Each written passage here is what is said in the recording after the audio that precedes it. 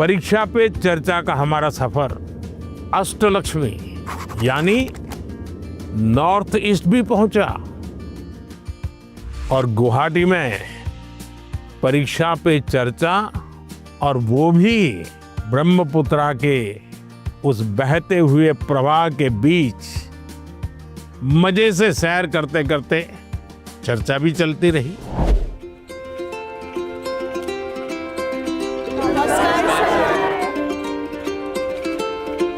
चलिए बैठिए।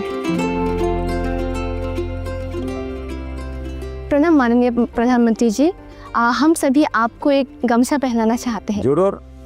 असम में आए और गमछा न हो,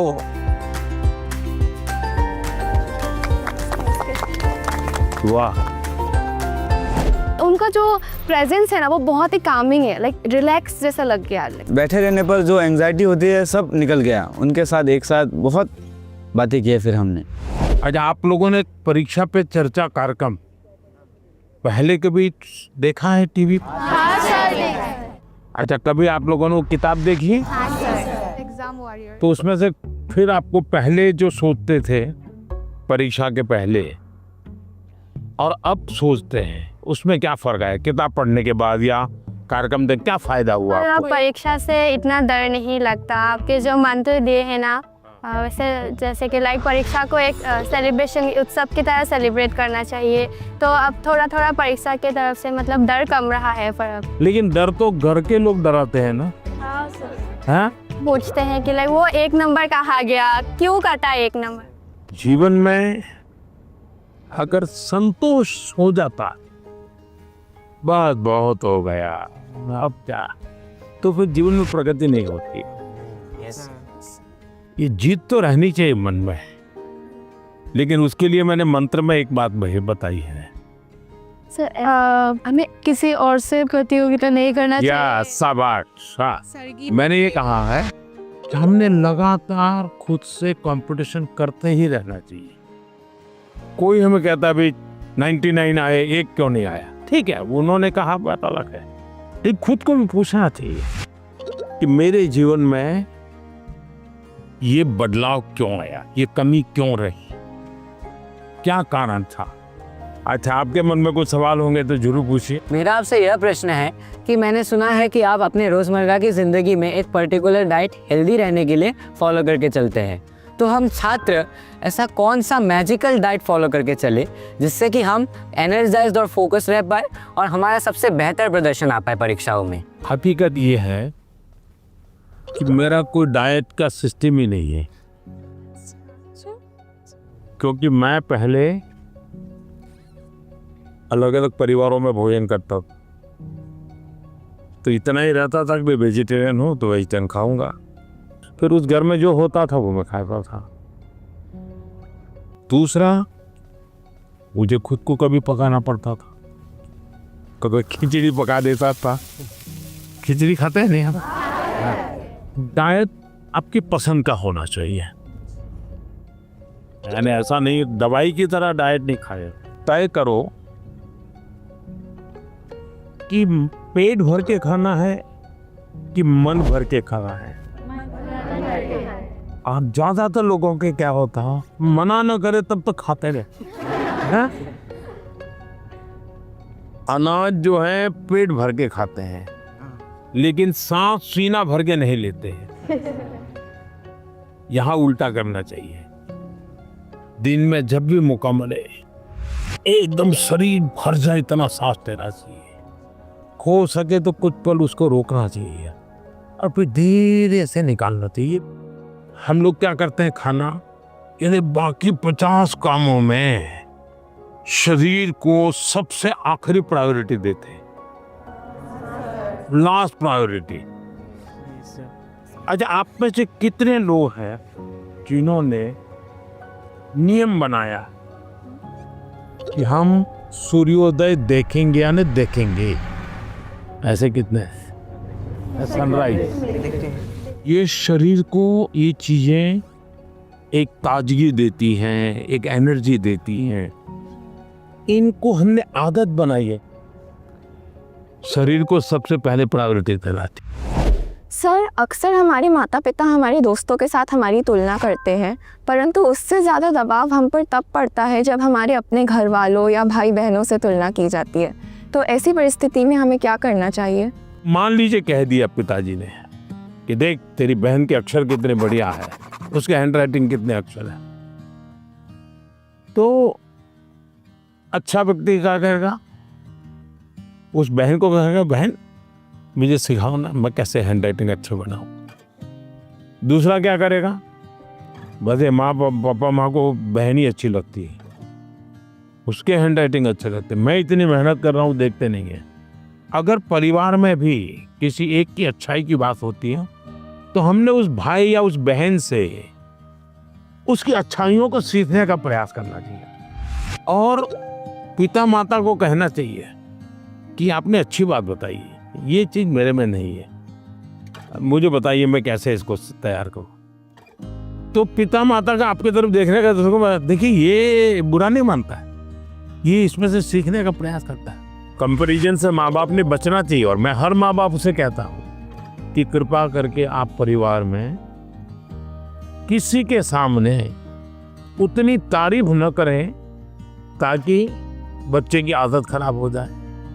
इतनी तारीफ न करें एक बच्चे की कि दूसरे बच्चे को लगे कि देखो हर बार ये तो इसकी बात दुनिया में बताते रहते, मेरी में बताते नहीं। परिवार में अगर निकट हमसे कोई ज्यादा अच्छा है, हमें मनोमन उसको गुरु मान लेना चाहिए। उसको पता नहीं होना चाहिए कि आप उसको गुरु मानते हैं। अब उसको कहना चाहिए यार तुम बैडमिंटन बहुत बढ़िया खेलते हो, मेरी गलती क्या होती है मुझे सिखाओ, तो वो भी अपने आप को बड़ा नहीं मानेगा, वो कहेगा यार ये मेरे से सीखना चाहता है, वो अपने को बराबर ही मानेगा। नर्वसनेस तो ऑब्वियसली थी ही, पर साथ में बहुत उत्साहित भी फील हो रहा था, बहुत खुशी हो रही थी कि मैं मोदी जी से मिलने वाली हूँ। मतलब मुझे लगा नहीं था ऐसा मेरे साथ कभी होगा, पर जब हुआ तो बहुत ही खुशी हुई। अक्सर छात्रों को स्टेज में या फिर लोगों के सामने बात करने में तकलीफ होती है। इसमें आत्मविश्वास बढ़ाने के लिए आप हमें क्या सलाह देना चाहेंगे? तो आप अगर उनको सलाह देनी है तो क्या दोगे?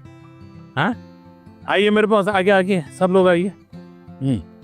अगर किसी को 1 2 3 में कहना है तो कैसा? सर, आत्मविश्वास रखना चाहिए। हाँ, ये आत्मविश्वास जो है ना, उसमें 2 शब्द है। 2 शब्द कौन कौन से? जिसका अपने आप पर विश्वास है उसको कभी डर नहीं लगता। आपको अपने पर विश्वास है क्या? अगर खुद पर विश्वास है तो आप हर चीज को पार कर सकते हैं। जिसको खुद पर विश्वास होता है करता क्या है? पूरी परिस्थिति का मनोमन अध्ययन करता है। आपने स्वामी विवेकानंद जी का ने एक चिट्ठी लिखी थी जब शिकागो में उनका भाषण हुआ, जो बहुत प्रसिद्ध भाषण है और विवेकानंद जी की बहुत तारीफ भी होती है। लेकिन उन्होंने अपने एक शिष्य को चिट्ठी लिखी, जब मुझे शिकागो में बोलना था मैं बहुत नर्वस हो गया कि दुनिया के इतने बड़े बड़े विद्वान, आयु में इतने बड़े बड़े लोग, इतने तपस्वी लोग, मैं क्या बोलूँगा। तो उन्होंने उसको लिखा मैं बहुत था, और फिर बोले मैंने मन में माँ सरस्वती को याद किया और माँ सरस्वती को मैंने कहा कि माँ मुझ में जितनी शक्ति है उसको जगा दो, जो कुछ मैं सीखा हूँ वो एक साथ मेरे जुबा पे आ जाए। बोले मैंने ऐसी प्रार्थना की और मैं गया मंच पे, और जब मैंने sisters and brothers of America ऐसा कहता ही 2 मिनट तक तालियां बजती रही। बस वो एक टर्निंग पॉइंट बन गया, विश्वास आ गया। नहीं, मैं सोचता था वैसा मैं नहीं हूँ, मेरे भीतर तो कुछ है, आत्मविश्वास आ गया। तो हर एक के जीवन में आज कितने ही अच्छे वक्ता क्यों न हो, कितने ही बड़ा अच्छे खिलाड़ी, आपने देखा होगा क्या सचिन तेंदुलकर कभी 0 से आउट नहीं हुए क्या? होता है तो वो सर पकड़ के बैठ गए क्या? इसका मतलब हुआ हम जो स्थिति है उसको ऑब्जर्व करें, सिचुएशन को एक बार अंदाज कर लेना चाहिए। ऐसा हुआ था, अब देखना आपको लगेगा हाँ अरे ठीक है मैं कर लूंगा। जो आत्मविश्वास शब्द है ना उसको सच्चे अर्थ में जीवन में समझना चाहिए। आत्मा की बात, खुद की बात है, कोई ठीक नहीं करता है, हमें ही करना होता है। मैं आपके सामने गाना प्रस्तुत करना चाहूँगी। हाँ, गाना सुनाओगी? हाँ, डॉक्टर भूपेन हाजरिका का। अरे वाह, बताइए। দস্তকাখৰে সপোন ৰহত হানি ক্লান্ত লুইতৰে হেঙুলীয়া পানী। वाह, हमारे गांव में हमारे घर के पास माईजान टी स्टेट है। वहाँ पर मेरी मामी 8 सालों से चाय पत्ती तोड़ने की काम देखती है। ओ, तो आप चाय बागान से है। यस। आप पढ़ती हैं अच्छी तरह, माँ पढ़ाती है और चाय का भी काम करती है। तो क्या लाई हो? मैं आपके लिए चाय पत्ती लाई। तो मुझे चाय बनानी होगी। हैं? चलिए, बहुत बहुत धन्यवाद। आपकी माँ को हमारा प्रणाम कह देना। मैंने कभी सोचा ही नहीं था कि टी गार्डन का लड़का होकर मैं प्रधानमंत्री जी से मिल पाऊंगा। मुझे विश्वास ही नहीं हो रहा है कि मैं प्रधानमंत्री जी से मिल पाया। इतना जनरेशन गैप होने के बाद भी जब वो हमारे बातों को समझते हैं, मतलब बहुत अच्छा लगा। आपने देखा कि कैसे एग्जाम की बात तो हुई ही, साथ ही लोकल संगीत, असम की चाय, वो भी परीक्षा पे चर्चा का यादगार हिस्सा बन गई। परीक्षा एक ऐसा अवसर है और परीक्षा के लिए हेल्दी कंपटीशन की भावना हमारी तैयारी को और बेहतरीन बनाती है।